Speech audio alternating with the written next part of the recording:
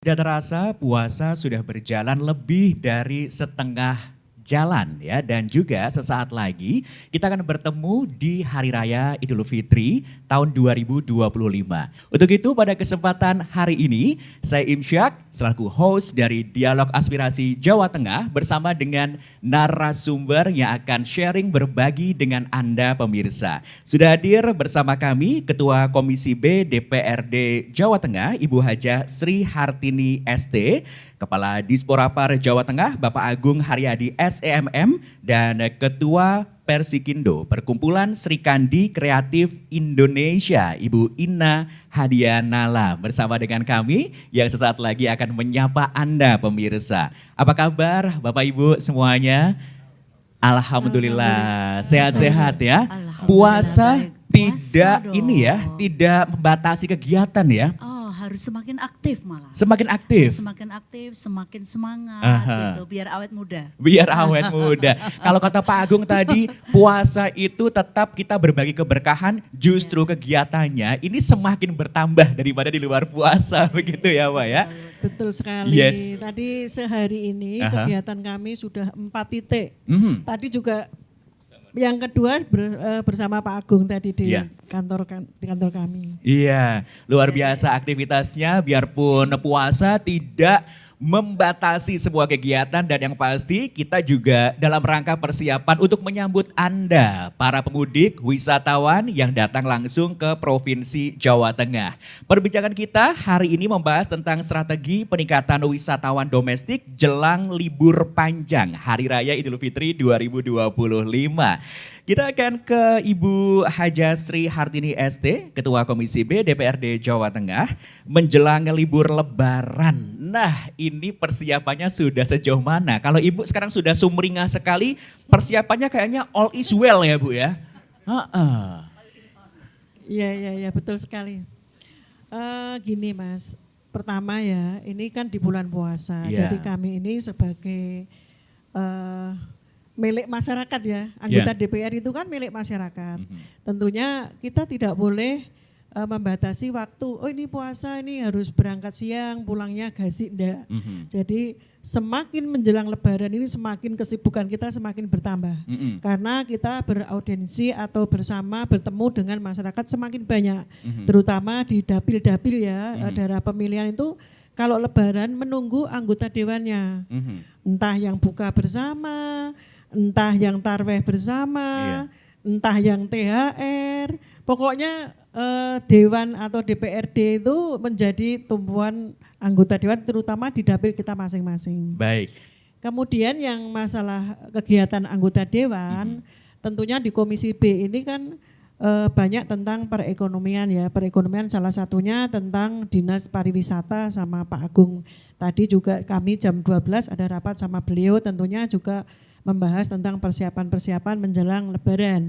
Jadi kami di Komisi B itu ada berbagai dinas di bidang ekonomi ya. Ekonomi itu ada ketahanan pangan yang terkait dengan lebaran ini ya Mas. Ada ketahanan pangan, kemudian ada dinas sosial, dinas pariwisata, dan UMKM dan lain-lain tuh tentunya kalau setiap seminggu sekali selalu duduk bersama membahas bagaimana persiapan-persiapan untuk lebaran ini terutama untuk masyarakat berbagai sektor ya Pak, berbagai sektor OPD itu mempunyai tugas masing-masing. Sehingga perlu adanya duduk satu meja bagaimana membahas kurangnya apa.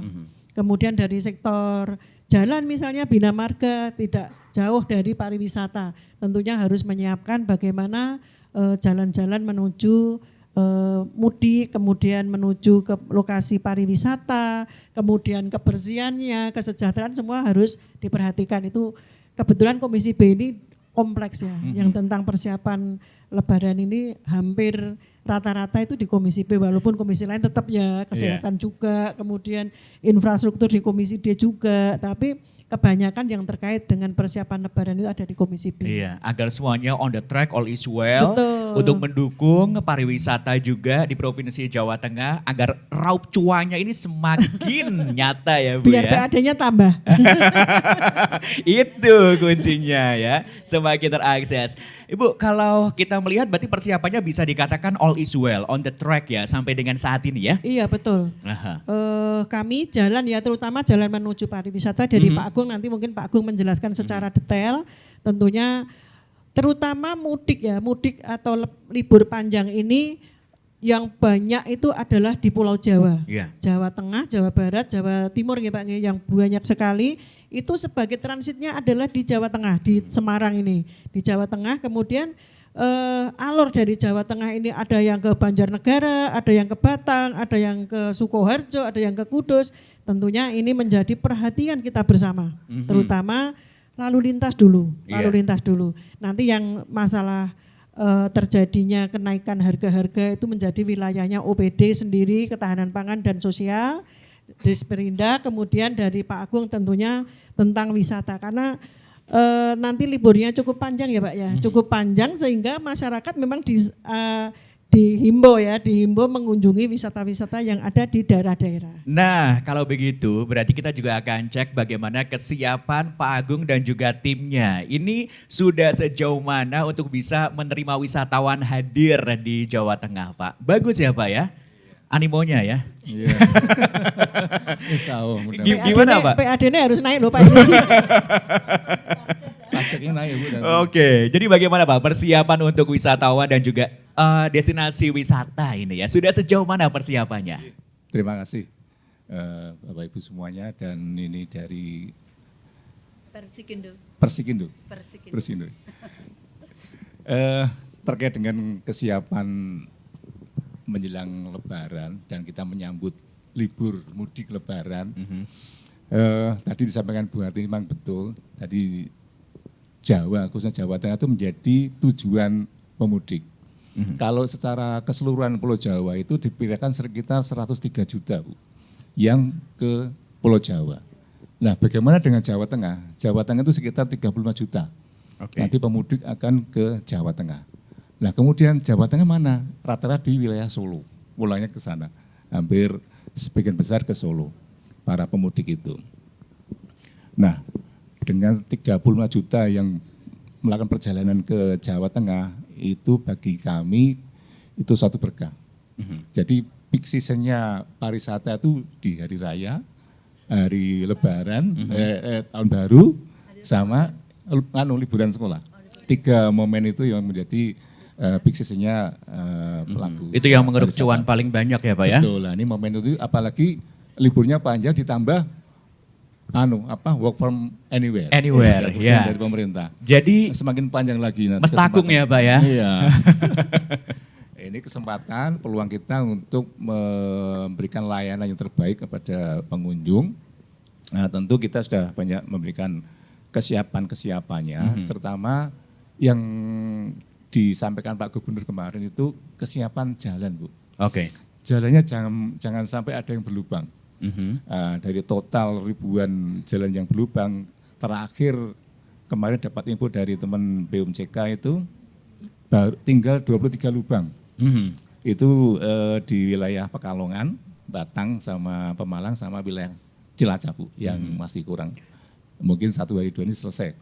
Dan dipastikan nanti pada saat Lebaran jalan sudah mulus semua. Oke, ini sudah bisa mendukung sektor pariwisata ya Pak ya. Terutama, masih ada waktu untuk kita menuju ke sana, jadi persiapan itu juga masih terus berjalan terus, ya. Baik, yes. Dan kalau di destinasi wisata bagaimana Pak? Apakah ada euforianya yang memang dipersiapkan secara khusus untuk bisa menampung wisatawan yang akan datang ke Jawa Tengah ini Pak? Jadi kita di awal kita melakukan rapat koordinasi lintas sektor, termasuk juga pelaku usaha pariwisata akan mempersiapkan itu semuanya.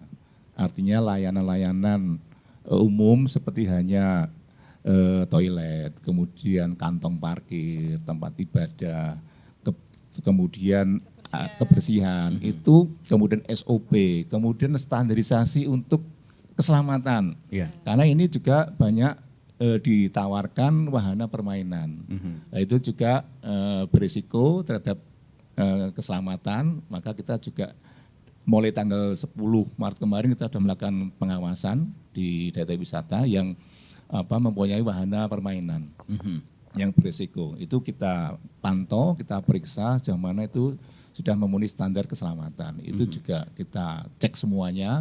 Jadi pelaku usaha, kemudian pengenaan tarif masuk pun kita cek semua, hampir tidak ada kenaikan yang berarti. Karena menaikannya hanya pada saat libur. Ya benar, libur kan libur terus, jadi naik terus tiketnya, tapi masih wajar. Tapi masih wajar Masih ya. wajar Apalagi kenaikannya. sekarang kan dari program pemerintah ya Pak, pemerintah pusat dengan adanya menjelang hari raya ini, kemudian libur panjang, itu kan sudah banyak diskon-diskon. Betul. Terutama tiket pesawat diskon, kemudian THR untuk tarif tol, baru kali ini tarif tol tuh diskon tuh baru kali ini ya Pak ya. Kebalik semua kereta, pesawat dan lain itu semua diskon. Dan lagi pula kolaborasi antara pemerintah dengan swasta.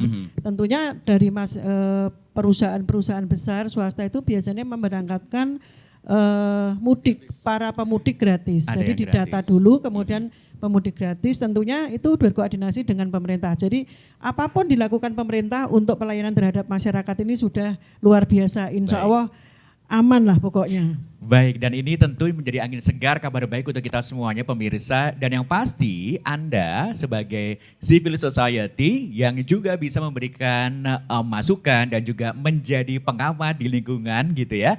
Anda juga bisa memberikan komentar dan juga memberikan masukan dan yang pasti untuk mendukung bersama. Karena kita kolaborasi dari sektor pemerintahan dan juga dari sektor swasta dan masyarakat. Ini penting untuk bisa menciptakan kondisi yang oke pada saat Lebaran nanti.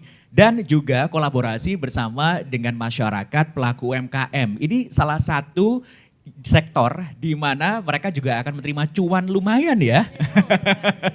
Jadi bagaimana Bu Ina? Ya, ini peluang emas yang harus digarap dengan serius. Kalau tadi dari sektor pariwisata, Pak Agung juga sudah ngecek, bahkan mungkin Pak Agung juga sudah mencoba wahananya ya Pak ya. Untuk merasakan sendiri bagaimana keamanan dan juga kesiapannya di sana. Bu Ina, bagaimana untuk sektor UMKM dan juga kesiapan masyarakat? Oke. Terima kasih. Assalamualaikum warahmatullahi wabarakatuh. Waalaikumsalam. Suatu kesempatan yang luar biasa pada sore hari ini. Alhamdulillah kita dari komunitas Persikindo. Jadi kita ini adalah perkumpulan dari Serikandi Kreatif Indonesia Jawa Tengah. Tepuk tangan untuk Persikindo. Iya. Nah, Persikindo ini adalah perkumpulan dari Serikandi yang bergerak di lintas profesi, Mas Imsak ya, Mas Imsak ya. Yes. Mas Imsak. Jadi tadi pertanyaannya adalah kira-kira ini menjadi peluang karena akan ada hari libur panjang. Yeah. Jadi ini betul sekali tadi yang disampaikan oleh Pak Agung maupun Bu Hartini bahwa sebentar lagi Jawa Tengah itu Mas Imsak, Jawa Tengah itu akan dihadiri oleh para arus balik yang datang pemudik. Mudik, ya. Pemudik itu informasi dari Menteri Perhubungan itu adalah sebesar 18 juta Oke. yang masuk ke Jawa Tengah. Nah itu yang masuk ke Jawa Tengah, belum yang lewat. Oke. Kalau yang lewat itu hampir 35 juta. Itu lewat Jawa Tengah karena yang mudik itu tidak cuma dari Jakarta saja, tapi juga dari luar provinsi. Nah ini luar biasa peluangnya karena kita di Persikindo ini adalah kebanyakan para pegiat UKM UMKM. Nah, dari UKM UMKM ini tentunya ini menjadi peluang karena apa? Para pemudik ini pasti dia akan belanja di Jawa Tengah ketika pulang, ketika mudik sampai ke desa, itu akan menunjukkan prestasinya ketika dia kerja di luar Jawa Tengah, sehingga dia mudik ini adalah momen yang sangat diidam-idamkan atau diimpikan oleh para pemudik yang ada di perantauan. Nah ini luar biasa karena apa? Ini menjadi peluang khususnya pada para pengusaha kuliner. Iya. Nah, para pengusaha kuliner ini luar biasa omsetnya. Ini terjadi kelonjakan omset ini tidak cuma dimulai Lebaran, Mas Imsak, tapi justru sudah dimulai pada saat minggu kedua Ramadan. Oke. Iya, Ramadan. Karena Jadi, sudah banyak yang pesan parcel, iya, banyak yang pesan luar hampers biasa. gitu ya. Iya. Ibu sudah banyak dapat mesti ya. Termasuk ini dari Persikindo Banjarnegara, salah satunya itu adalah hampir setiap selama Ramadan ini semua ini ada kebijakan dari pemerintah lokal Kabupaten Banjarnegara itu memberikan instruksi semacam rekomendasi bahwa semua parsel dari OPD yang ada di Kabupaten Banjarnegara itu harus membeli kepada para pelaku UMKM yang ada di Kabupaten Banjarnegara. Sehingga omsetnya para pelaku UMKM ini contoh yang mungkin bisa diduplikasi untuk kabupaten-kabupaten yang lain. Ini Bu Hartini selaku Ketua Komisi B, juga Pak Agung ya. Ini mungkin masukan aspirasi dari masyarakat pelaku UMKM dari kabupaten yang lain, ada sinergitas, terintegrasi dengan pemerintah dan seluruh elemen masyarakat gitu. Itu yang pertama contohnya. Terus kemudian yang kedua, adanya destinasi wisata tadi yang disampaikan oleh Pak Agung. Iya. Destinasi wisata itu juga menjadi jendela untuk para pelaku UMKM itu juga menaikkan omset. Bahkan gini Mas Imsak, hampir 1 tahun ini kadang-kadang para pelaku pegiat kuliner atau kerajinan lokal daerah itu kadang-kadang dia rugi. Tapi dengan adanya liburan Ramadan sampai Syawal ini, dia itu menumpuk omset yang itu bisa menambal selama 11 bulan yang itu rugi. Jadi hampir semua pelaku UMKM, pelaku produk-produk unggulan lokal daerah seperti dari batik batik Pekalongan, batik Rembang, kemudian dari kerajinan bordir Kudus, itu dia bisa menutup omset itu manakala pas Syawal atau pas Idul Fitri. Idul Fitri. Berarti pas memang mudik. betul dikatakan bahwa Ramadan itu adalah bulan yang berkah dan juga Idul Fitri itu adalah hari kemenangan begitu ya. Betul, dan kemenangan. ini baru membuka kebersamaan kita dan yang pasti nanti kita akan banyak berbincang lagi dengan narasumber-narasumber yang pasti tadi kita sudah mendapatkan jawaban. Kesiapannya sudah on the track, sudah bagus sekali. So, Dialog Aspirasi Jawa Tengah segera kembali.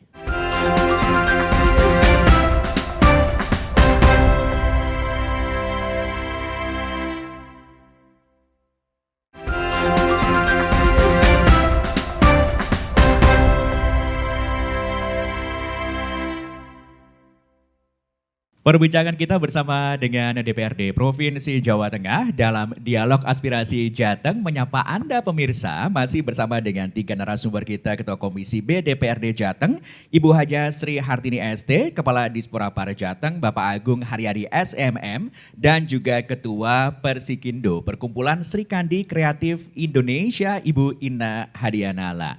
Tadi sudah disampaikan bahwa persiapannya sudah semakin matang dan juga kalau biasanya Ibu Hartini ini bekerja di luar Ramadan itu ya 24 jam, kalau sekarang bisa jadi 48 jam ya Bu ya sehari ya. Loh, Ibu kayaknya ini Sepertinya gitu Mas. Ini sepertinya gitu ya. Ini bisa Pokoknya tahu-tahu capek gitu. Kalau aja. Ibu bisa di split itu akan di split gitu ya Bu ya. Aktivitas selalu padat menyala terus Ibu gitu kan. Dan persiapannya sudah semakin matang. Nah, tentu ini ada beberapa catatan-catatan karena ini masih ada waktu ya Bu untuk menuju ke hari H nanti. Meskipun dari beberapa hari sebelum Lebaran itu pasti sudah banyak yang mulai tipis-tipis tuh untuk berwisata datang ke Jawa Tengah gitu kan. Ada beberapa catatan yang mungkin bisa di-share kepada pemirsa dan juga ini yang sudah jauh lebih bagus daripada tahun-tahun sebelumnya. Terima kasih sekali. Jadi dari pemerintah sendiri sudah mencanangkan yaitu desa wisata. Desa wisata itu hampir itu kan ada yang grade-nya itu berbeda-beda ya. Yang terdaftar tentunya di Dinas Pariwisata Kabupaten Kota se-Jawa Tengah. Nah harapannya untuk masyarakat ketika kalau di bulan puasa ini kan pengunjung pariwisata itu kan sepi Mas. Iya. Sepi karena orang berpuasa wisata Bu, ya males lemes. Bu, panas. Iya, iya dan Takut lapar. batal Bu. Nanti kalau ketemu cewek cantik. Aduh. Ya. Bercanda ya Mas. Iya. Jadi benar-benar dipersiapkan oleh Pak Agung ini, karena Pak Agung ini sudah memahami, sudah terbiasa kapan lonjakan pariwisata itu sangat tinggi dan kapan di saat turun. Nah, ketika bulan puasa ini tentunya banyak wisata-wisata yang ala kadar lah, istilahnya ala kadar, artinya pengunjungnya sangat sepi. Kemudian ketika Lebaran, bahkan setelah Lebaran ya Pak Agung ya, setelah Lebaran itu pengunjung itu melonjak tinggi. Yeah. Nah itu memang benar-benar dijaga, terutama fasilitas-fasilitas yang ada di pariwisata-pariwisata tersebut. Harapannya sih semua pengunjung ya dari masyarakat perantau ya, masyarakat perantau ada yang dari Jakarta, kemudian ada dari luar Jawa, ada yang dari mana aja, itu ketika bulan-bulan setahun sebelum Lebaran itu biasanya menabung untuk pulang desa atau mudik ya Pak ya, untuk menyiapkan sangu untuk pulang desa, apalagi ini banyak diskon, transportasinya banyak diskon, tentunya menambah semangat masyarakat untuk mengunjungi desa masing-masing. Nah, harapannya tentunya harus berkunjung dong ke pariwisata, mengingat dong masa muda dulu. Kan semua dari desa ini, masa muda dulu kan wisatanya di pegunungan. Ya Mbak Ina juga gitu kan Mbak Nala. Ya, dan sekarang justru semakin bagus. Jadi, ya DWT-nya ya. Mengenang dulu lah masa-masa remaja dulu, nostalgia dulu, kita dikunjungi. Kemudian tadi disampaikan Mbak Nala bahwa UMKM ini harus sinergi ya. Jadi masyarakat diharapkan membeli hasil karya UMKM. UMKM ini kan penting sekali untuk ketahanan pangan kita juga. Apalagi dari dulu saya pernah kunjungan ke Kementerian UMKM bahwa memang UMKM itu benar-benar harus disupport, harus bekerja sama dengan pemerintah, harus diperhatikan oleh pemerintah dari nol, dari diajari berkarya, kemudian pelaksanaannya dibantu, kemudian bagaimana cara memasarkan hasil UMKM ini benar-benar harus dapat pendampingan dari pemerintah gitu. Oke. Baik, namanya mudik mulai dulu meskipun sebentar, meskipun sediluk tapi tetap berkesan gitu kan. Tentu. Nah, tentu ini akan ada beberapa treatment yang berbeda dari tahun-tahun sebelumnya dan juga di tahun 2025 ini. Pak Agung, prediksinya nih Pak. Kita ini mainnya prediksi ya Pak ya? Kita harus ada prediksi di tahun 2025, terutama di Hari Raya Idul Fitri nanti. Prediksinya mencapai berapa Pak? Atau ada kenaikan berapa persen dari tahun sebelumnya? Tadi sudah kami sampaikan di awal dan Bu Ina juga menambahkan yang melintas ataupun yang menuju ke Jawa Tengah itu kan sampai dengan 35 juta. Yeah. Tapi pengalaman yang kami ketahui, merasakan juga, dari sekian puluh juta itu, yang menuju ke daya tarik wisata, itu kalau tahun kemarin 4,1 juta. Oke. Tahun ini kami prediksi ada kenaikan sampai dengan 5 juta. Itu karena tadi ada kebijakan diskon, kemudian harga Pok Mas juga relatif terjangkau, itu menjadi daya tarik untuk mereka menyisihkan uangnya untuk berwisata. Ya, jadi kenaikannya sekitar 13 sampai 15% dari tahun lalu. Oke, kenaikan 13 sampai dengan 15%. Semoga nanti setelah Lebaran kita ada dialog lagi dan kita akan mengetahui semoga tembus lebih dari itu gitu ya. Itu kan prediksi. Iya kan prediksi. Nanti realisasinya semoga 50%. Karena trennya akan dari semakin tahun meningkat. seperti itu. Iya. Itu Pak Mas Imsan, jadi gini, kalau dengan asumsi bahwa yang hadir ke Jawa Tengah itu 18 juta, satu orang itu logikanya membelanjakan 1 juta saja. 1 juta pada saat mudik itu dibelanjakan pada produk UMKM, baik itu melalui pariwisata maupun itu melalui para pegiat kuliner ataupun produk unggulan lokal yang ada di daerah-daerah Kabupaten Jawa Tengah. Itu kalau 1 juta, karena contoh Mas Imsan, saya sekeluarga itu kalau kita mudik itu 20 juta habis Mas. Oke. Tapi saya bertujuh. Oke, Ya, bertujuh. tidak cuma berdua. Artinya kalau bertujuh 20 juta dibagi 7 itu kan sudah 3 juta ya. Yeah. Kurang lebih. Yeah. Kalau 1 juta saja berarti dari 18 juta pemudik Pak Agung itu sudah 18 berapa itu? 1 juta sama kali 18 juta. 18 triliun. Nah, itu kan hampir seperti APBD 1 tahun Provinsi Jawa Tengah.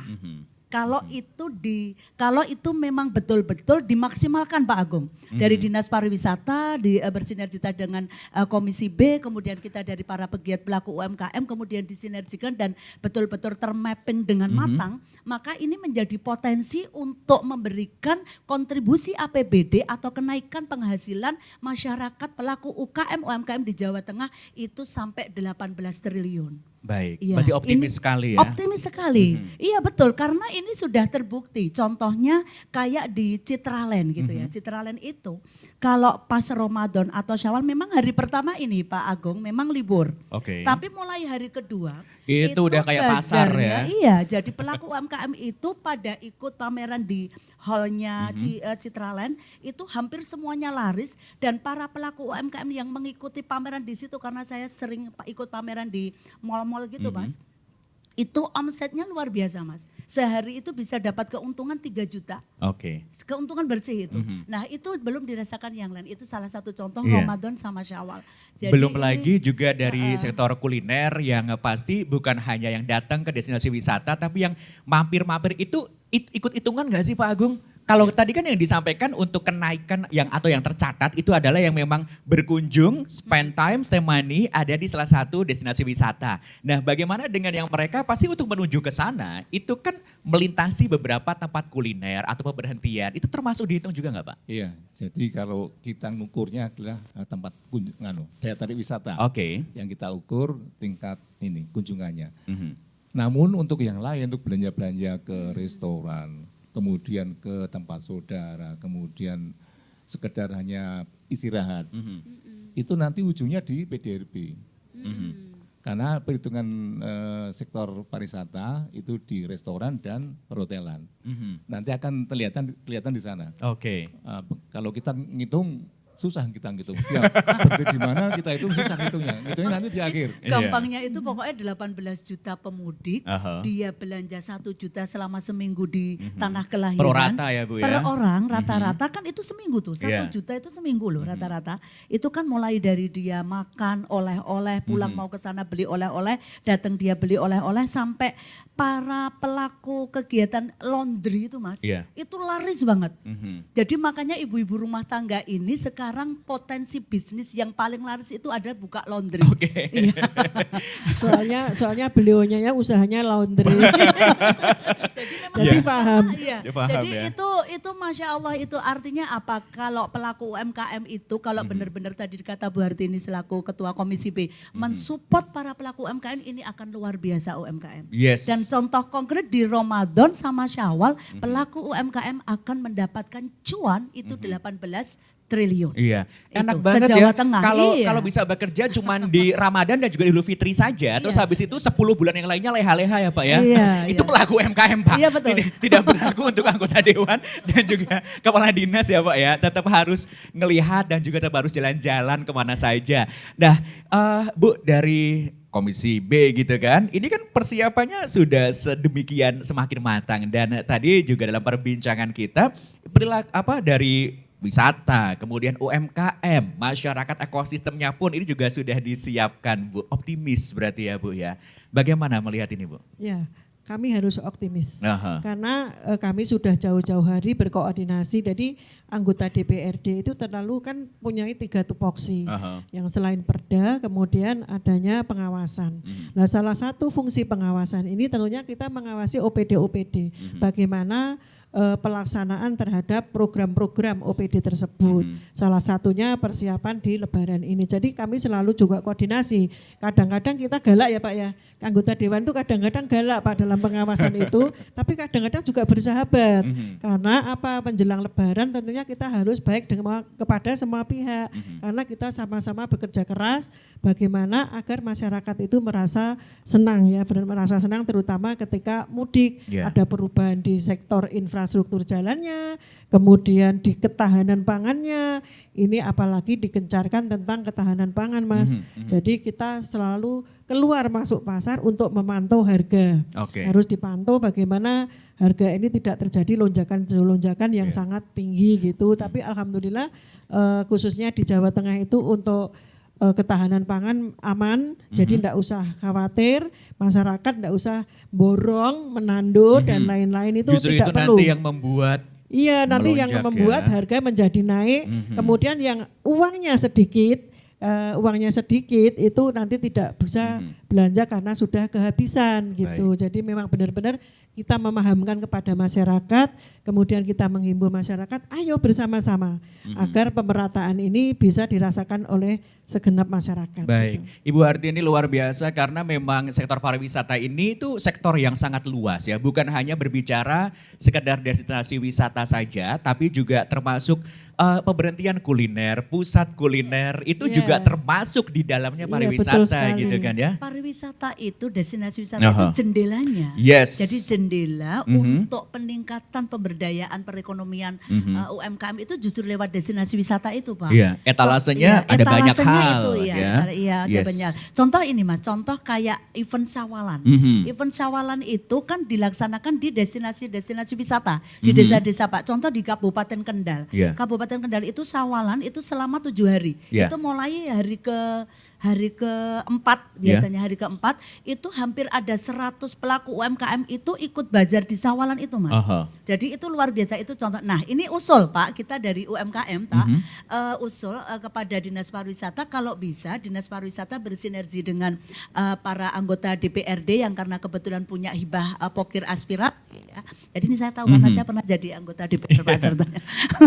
Jadi kalau bisa setiap liburan, tadi kan ada 3 momen yang bisa meningkatkan perekonomian masyarakat ya. Jawa Tengah, yaitu hari liburan tahun baru, liburan Ramadan, dan yang ketiga liburan Libur sekolah. sekolah. Nah, di 3 liburan itu kalau bisa diadakan pekan festival, Pak, di destinasi-destinasi wisata itu, karena itu akan sangat membantu para pelaku UKM dan UMKM. Oke, gitu. baik. Ya. Nah, tentu ini kan ada catatan-catatan dan juga ada evaluasi dari tahun 2024 dan juga 2025 ini ada beberapa sektor, ada beberapa hal yang sudah diperbaiki. Pak Agung, catatannya di 2025 ini yang pasti kita bisa memberikan jaminan kepada masyarakat yang akan mudik ke Jawa Tengah dalam sektor pariwisata ini, Pak. Apa Pak yang nantinya akan dirasakan?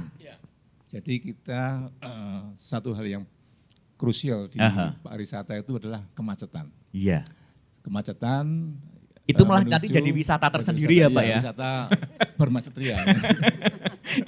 Kemacetan wisata tersendiri. Ada wisata. Iya. Kan soalnya ada banyak penjual di situ Dan juga. kuliner tersendiri. Itu Kuliner Mas, juga, wisata Masya Allah. kemacetan itu gini, kan ada masyarakat yang tidak punya desa, tidak mudik, itu kepingin mudik Pak.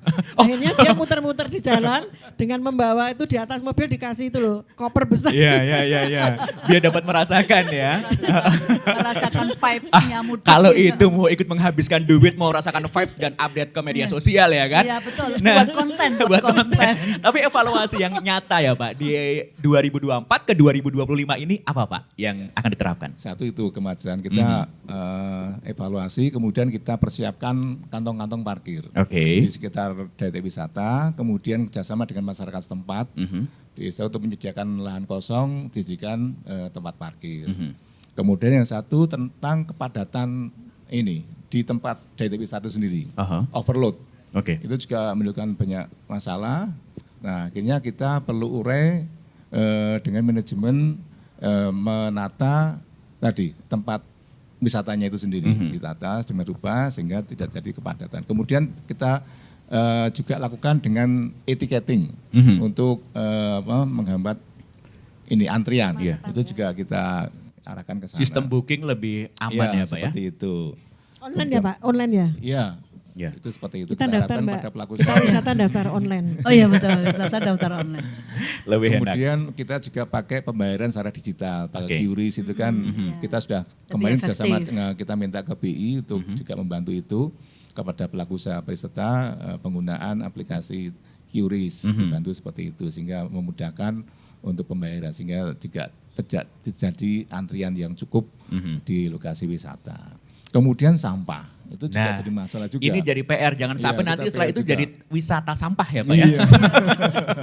Itu juga perhatian kita Iya. terkait dengan sampah. Itu juga kita menjadi perhatian sehingga kita minta kepada semua pelaku usaha dan ini para pengunjung juga kita kita minta kesadarannya untuk ya tidak buang sampah sembarangan.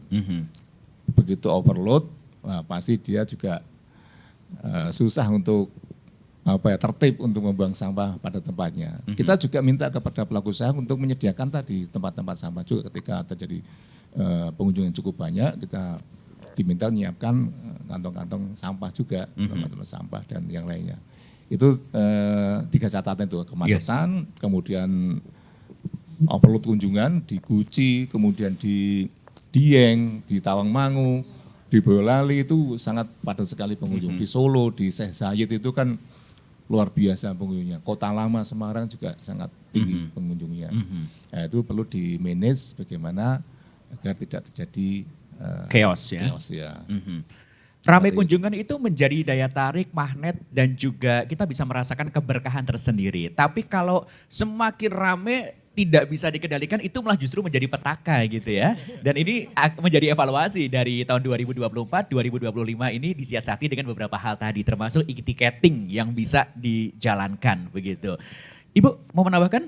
Cukup dan dijelaskan oleh Pak Agung. Yes. Kalau terjadi overload, tadi yang disampaikan Mas Imsak berbahaya, itu yang dikhawatirkan oleh Pak Agung saat ini. Kalau malam tidak bisa tidur.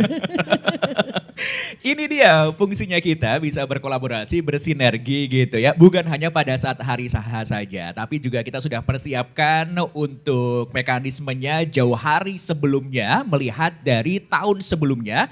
Dan yang pasti ini bukan hanya menjadi kewenangan dari pihak-pihak terkait saja yang saat ini hadir menyapa Anda pemirsa, tapi juga menjadi tanggung jawab kita bersama sebagai masyarakat. Kita juga harus tanggung jawab terkait dengan poin-poin yang tadi sudah disampaikan oleh Pak Agung. Dan kita masih ada satu segmen lagi untuk menyapa Anda di Dialog Aspirasi Jawa Tengah.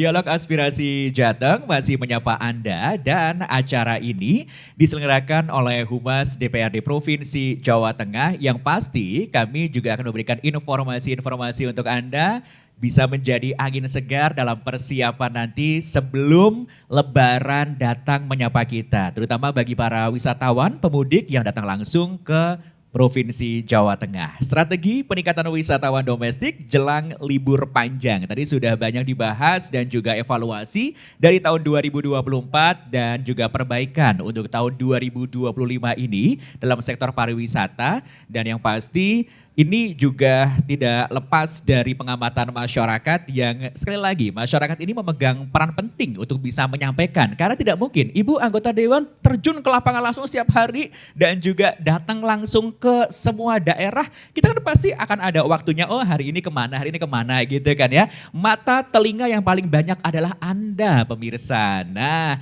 Bu, kalau kita melihat ini persiapannya ya Bu Hartini dan juga selain tadi objek wisata, industri kreatif, UMKM ini kan sudah sama-sama untuk ikut nyengkuyung gitu ya. Dan juga ini kan kalau kita lihat sekarang pariwisata polanya masyarakat juga sudah bergeser. Bukan hanya mengunjungi wisatawan tempat wisata yang itu-itu saja, ada banyak. Kalau dulu kita melihat wisata yang paling favorit adalah di Borobudur begitu kan ya. Nah sekarang ini kan sudah banyak Bu.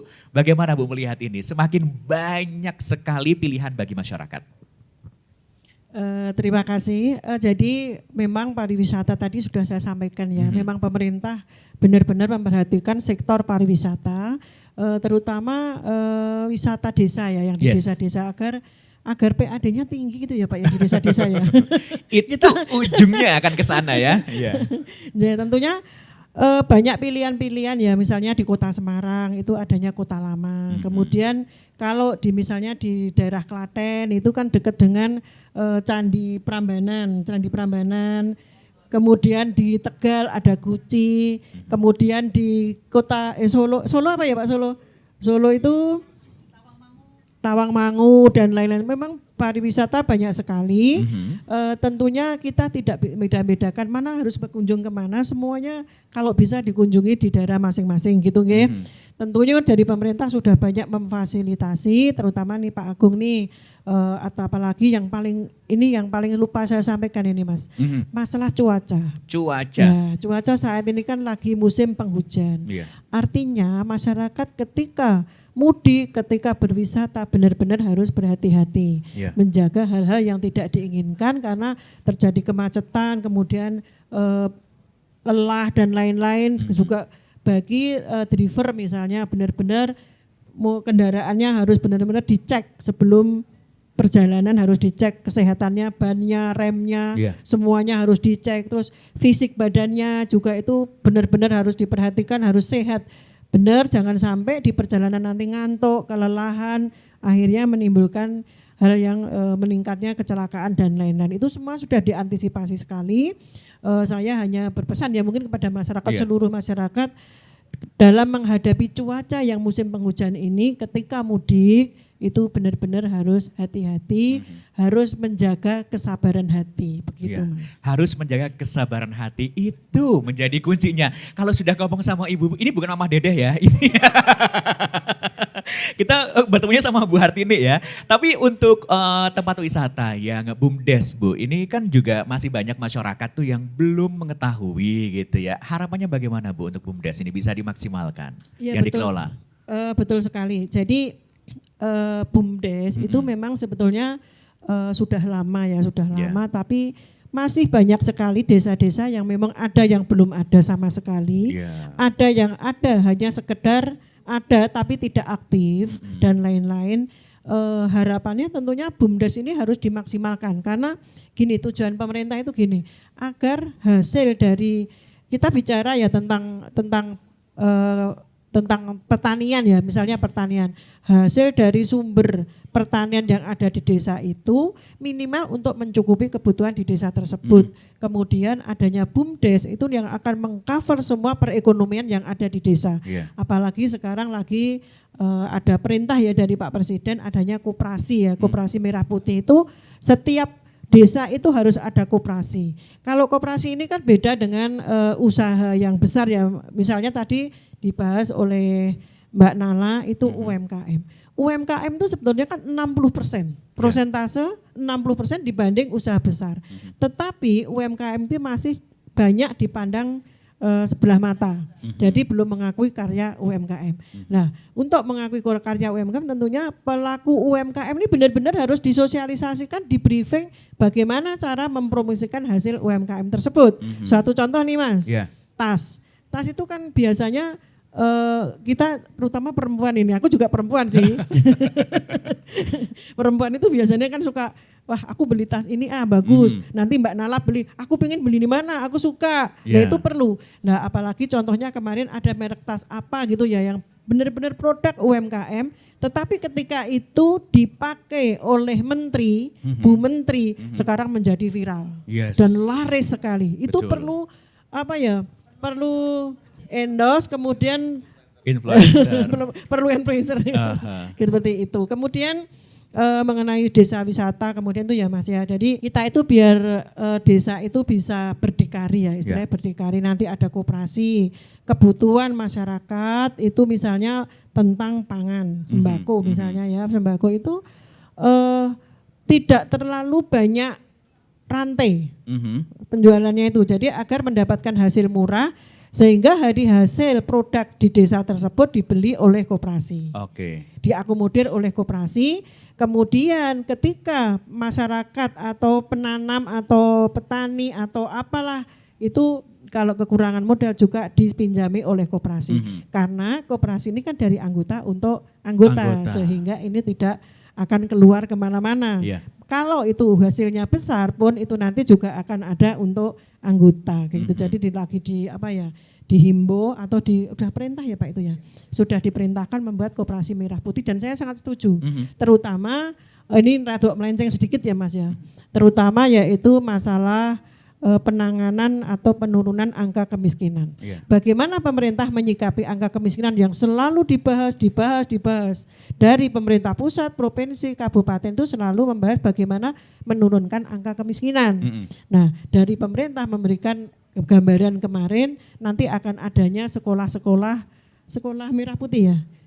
Sekolah rakyat yang mana misalnya ini ada kemiskinan ekstrim ya, kemiskinan ekstrim misalnya ini ada pengemis misalnya atau pemulung dan lain-lain itu nanti akan dipotong oleh pemerintah. Jadi orang tuanya mungkin saat ini memulung ya, bukan merendahkan pemulung ya, tapi penghasilannya mungkin kurang untuk mencukupi kebutuhan. Nah itu nanti anak-anaknya itu akan di asrama di sekolah rakyat tersebut, dibiayai, diberi makan sampai pinter sehingga miskin ekstrim itu akan terputus sampai di situ. Yes. Anaknya lagi tidak akan bekerja atau akan bekerja yang lebih baik dari pekerjaan orang tuanya. Begitu Mas. Baik, pariwisata ini juga memegang peran penting sekali untuk perekonomian rakyat ya, dan juga kita harus mengetahui juga nih pemirsa apa.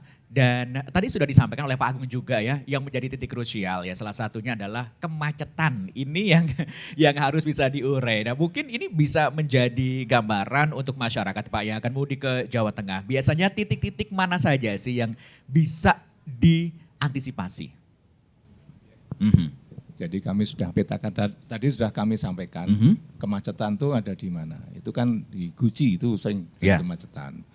Kemudian di Tawangmangu itu macet. Kemudian di kawasan Boyolali sampai kawasan Merapi, Magelang itu juga titik rawan kemacetan untuk wisatawan. Kemudian di Solo itu sendiri. Kemudian di wilayah Purwokerto itu juga di Batu Raden itu juga sering kemacetan. Jadi hampir semua daerah yang ada lokasi wisata pasti ada kemacetan dan tentu sudah diurai sama teman-teman di Kapolkota karena kewenangan Kapolkota. Kita di sisi kewenangan yang provinsi yang daya tarik wisata yang skala provinsi yang kita tangani, sehingga semuanya bergerak dari provinsi Kapolkota bergerak untuk menangani masalah kemacetan di tujuan wisata seperti itu. Jadi sudah kita, dan kemudian kita juga kerjasama dengan Polri. Dengan Polri kita kerjasama untuk mengurai kemacetan itu, bisa menggunakan rekayasa lalu lintas, kemudian mengalihkan jalur. Itu sudah kemarin kami sudah rapat koordinasi dengan Polda untuk bersama-sama mengurai kemacetan di tujuan wisata di Jawa Tengah. Kami sudah bersama dengan pihak Polri, Polda. Baik, itu beberapa titik yang menjadi gambaran ya untuk Anda pemirsa, dan juga tadi Bu Hartini menyampaikan bahwa memang wisata yang dikelola oleh BUMDes ini menjadi potensi yang sangat luar biasa.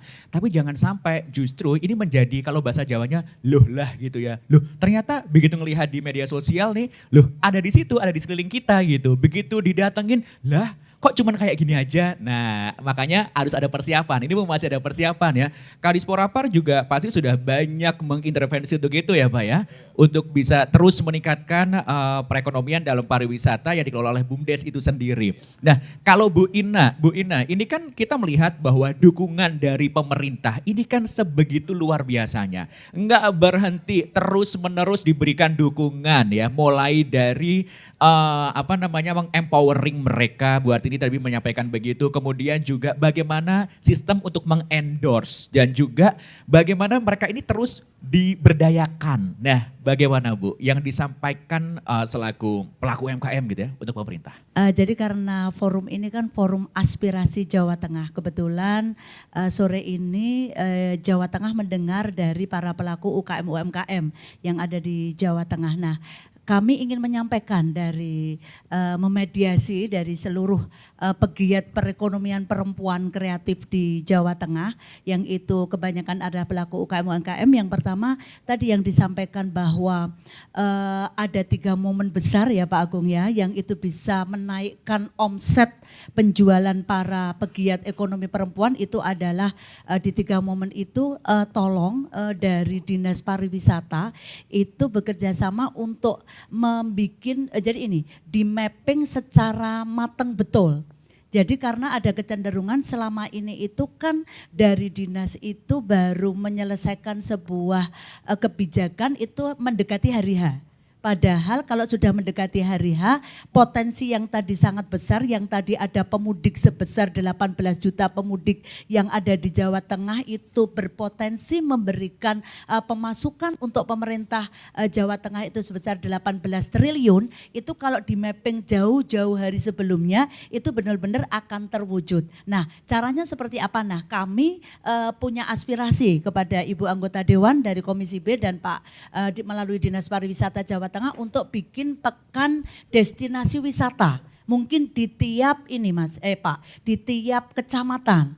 Contoh kayak di Kendal itu ada Sawalan Fest. Sawalan Fest itu benar-benar ada 100 pelaku UMKM itu selama 1 minggu. Itu di tiap kecamatan, itu di daerah Kabupaten Kendal. Nah, ini kalau bisa berlaku di semua kecamatan yang ada di Jawa Tengah itu menjadi potensi besar untuk UMKM itu punya etalase di dalam dia menjual produknya. Kemudian yang kedua, potensi yang kedua itu adalah dari mengendorse. Jadi mohon kepada PNS tadi yang disampaikan oleh Mbak Sulis itu dari Banjarnegara itu sudah sangat betul karena difasilitasi oleh Ibu Bupati di Banjarnegara melalui program yang namanya adalah Prolog, yaitu produk lokal gitu. Nah, ini kalau bisa diduplikasi untuk kabupaten kota se-Jawa Tengah itu yang dimediasi oleh Dinas Pariwisata, karena kenapa Dinas Pariwisata mungkin bekerja sama dengan, jadi terintegrasi dengan semua dinas, dengan baik itu Dinas Perdagangan, karena contohnya kayak di Kudus itu Pak, Kudus itu setiap kali Sa'ban atau apa itu kalau Sa'ban itu ruahan gitu ya, itu ada ruahan festival itu yang mengadakan Dinas Perdagangan Pak, kalau di Kabupaten Kudus itu bahkan ada stan sebesar 270 stan bazar UMKM itu laris Mas. Sampai pelaku UMKM itu mau sewa bazarnya di Kudus itu rebutan. Nah, itu yang menyelenggarakan Dinas Perdagangan. Nah, ini apalagi ini ada Dinas Pariwisata, ada Ibu anggota ketua Komisi B. Ini kalau betul-betul di mapping dan disiapkan jauh hari sehingga dalam Sya'ban itu pas Sya'ban, Ramadan, Syawal atau Idul Fitri itu betul-betul 3 bulan itu full ada pameran.